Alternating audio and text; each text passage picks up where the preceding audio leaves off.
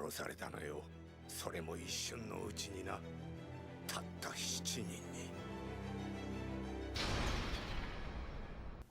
Hey everyone, Rascal here. And Mama, welcome to our channel, Paws On Animation, and our Paws On Netflix podcast. And today we're covering the Netflix exclusive series, The 7 Deadly Sins anime. Yes, now this particular anime is based on a Japanese fantasy manga, written and illustrated by Nakaba Suzuki, and it was serialized in Shonen Magazine from October 2012 to March 2020. And the series itself has been going strong on Netflix. We finally decided to give the first season a watch, and we weren't disappointed. But before we start, be sure to like, subscribe for notification bells of future podcasts and all the pause videos. Yes, and thank you for subscribing, sharing our videos, commenting, so much more. We really appreciate you always. Thank you so much. This series has actually been on since 2014, not consecutively. It's had gaps in the actual airing. The first season premiered October 2014, ran 24 episodes. Then it was a special that was 4 episodes that premiered in August of 2016. Right. Second season did not come out until January of 2018, 24 episodes as well. Third season premiered October 2019, 24 episodes. Then we had the COVID event, so the 4th season did not premiere until January of 2021, almost 3 years later, with another 24 episodes. There have been movies attached to this. Yes. So we finally sat down and actually watched this series. Yes. We started some time ago and been going back and forth and watching. Right. And it was a little weird to start it off with because we know that the track record for the Netflix anime is that they usually have more misses than hits. When they have a hit, it's usually really great and they don't bring it back. And when they have a miss, no one really talks about it. So for a week like the initial sometimes 7DS, not to be confused with like a Nintendo game, we weren't sure what to expect. It had a lot of voice actors we know in it. Looks like it had a unique animation style. And the only reason I wanted to see it in the beginning was because of Bryce Papenbrock. Right. And it was actually an interesting concept with having the 7 Deadly Sins be more of the anti-hero or going on redemption arc type thing with this rather than having them be the villains like you would know them the most like in Fullmetal Alchemist. And this series is actually based on a fantasy manga of the same name. It was written and illustrated by Nakaba Suzuki. So this actually has a manga which we haven't read. And unlike a lot of other animes, the same person who wrote and illustrated the manga is also writing a script play and the animation for the anime as well. Right. So that means that the mangaka is in charge of the whole story entirely. There's no additions, changing the story, cutting things out, or anything unless they have to say so. And for here, it kind of starts off a little slow, a little strange, and it starts to pick up as the show goes on. And each of the nights are a different representation of one of the sins. And of course, you already know the 7 with pride, lust, greed, sloth, and you know and the rest. Just like if you know the homunculi from Fullmetal Alchemist, it's the same thing. Right. So they probably play with the same thing, but have them be sort of being the underdog heroes in here. And ironically enough, there's a point where they have later on where they have their enemies, and you could say this is unique. Their enemies are the 10 Commandments. And it's like, well, I can say that's never been done before. They came with something really different. However, when you look at it, it's kind of saying something pretty weird depending on how you look at it or how you take it as fictitious. Right, and I think it's meant to be, as you said, something different and creative. And it is. Right, because no one's done personification of commandments, just of the sins. So that was actually something really different. And to look forward to if we continue to watch it. Right. Now, as we mentioned, Bryce Papenbrook is the MC of this anime. Right. He's Meliodas, the voice of Meliodas. Right. And he's off-putting because he's the leader of the 7DSs, which we normally call them. And he's very short. He actually looks like a child.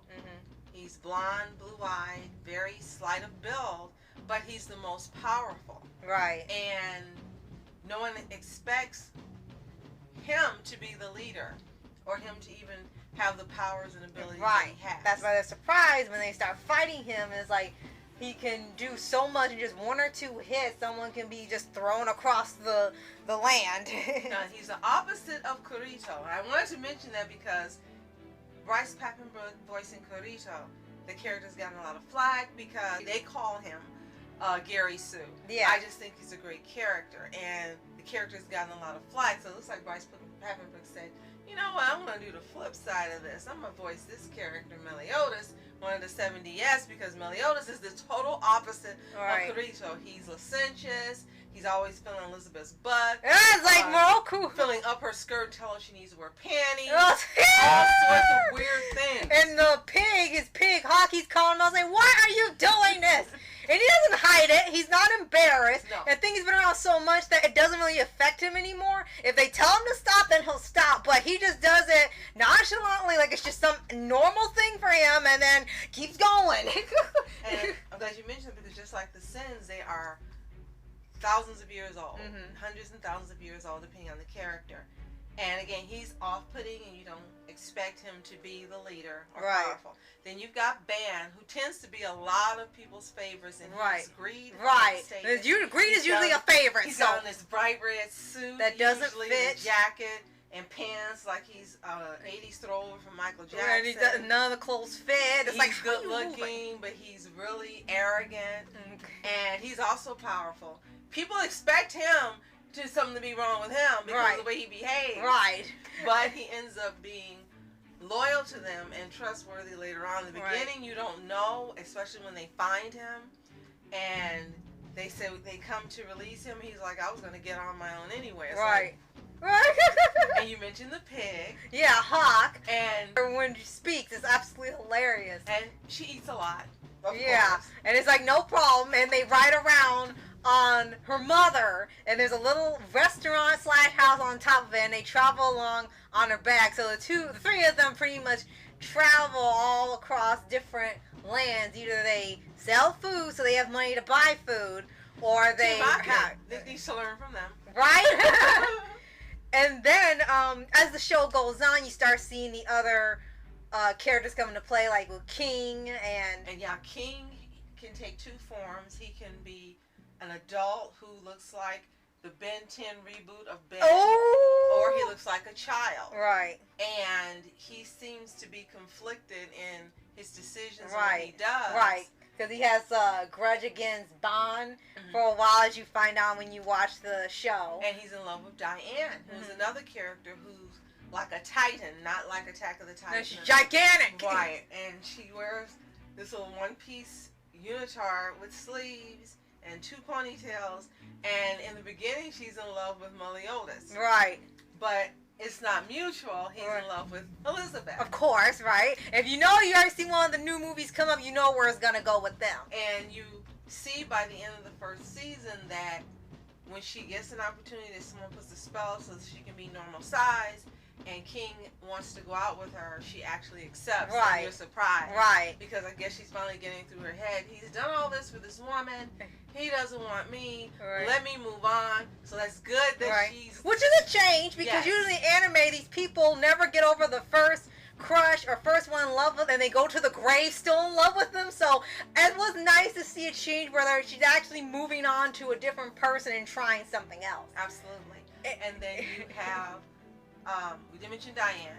And there's one more. You're right. Her ability is tall. Right. And then toward the end of the season, we meet a pink-haired character. Yeah, it's supposed to be Lust, who's actually male in here, but looks, I guess, sort of androgynous. So you kind of mistake him for female every now and then. They still say he, so it's not like a translation or anything. Right. Which is another unique thing, because Lust is usually female. So it was actually unique to see Lust be a male this time, but I guess he was differently drawn out people expect, but they still leaned towards what you usually compare the word with. Right.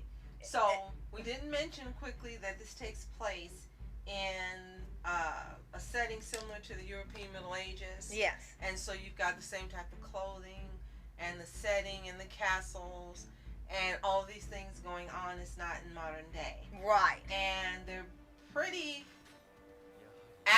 in representing it in the anime. Right. And, there's one little thing left I want to mention because of something I thought that was funny. Throughout the season, you start meeting the different characters. Sometimes they're the knights, and sometimes they're the people that know the knights. Right. And it seems to be a running gag that a lot of these characters have, like, short-term memory loss or something, because somebody will come at them with a grudge or a vengeance, and they say, "You remember me? You did so-and-so to me 20 years ago." It's like, I don't know who the hell you are. It's like, what do you mean you don't remember? That was, like, ages ago. And then they would have fights over it. And it's like, you don't know who the heck they are, but he's still gonna fight them. And it's like, why are they so jog your memory? And he beat the heck out of them. And they're like, oh, now I remember. That was like, now I'm gonna kick your behind. It's like a running gag with everyone beating up each other, and one does not remember the other. Absolutely. So Elizabeth ends up meeting up with the 7DS because she's actually looking for them to help save her kingdom. Yes. And she meets them in the Boar Hat Tavern, which That's the name of it. owns. That's the name of it. And Yep. as you said, with Hawk the pig talking, and she doesn't know who he is when she meets him. Right. And for the first few episodes, it's really silliness and fun ensuing. And you get to one of the episodes where it gets serious, where you know it's not a joke, and Right. things start happening.